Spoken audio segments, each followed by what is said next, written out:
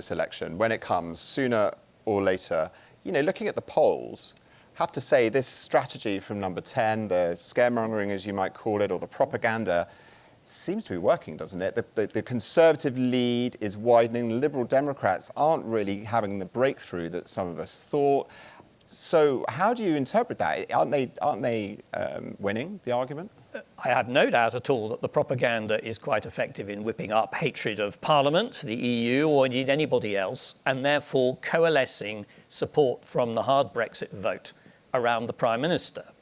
Whether that's sustainable is another matter, and what its electoral impact will be, I have some doubts. My own view, obviously you can only get impressions as an MP, so one has to be a bit careful about it. But I think the Conservative position in London, in the southeast and the southwest of England, is in an absolutely parlous state.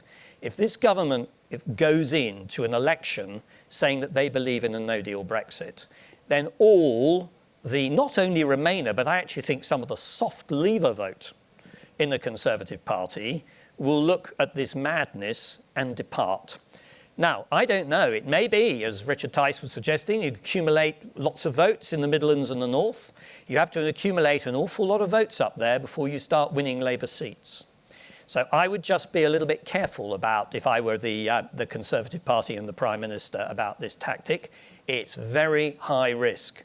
That said, my impression is that if the country is divided, ultimately those divisions will be reflected in the outcome of the election, which is why I've suggested that the real risk to us is we end up with another hung parliament and all the problems that go with it.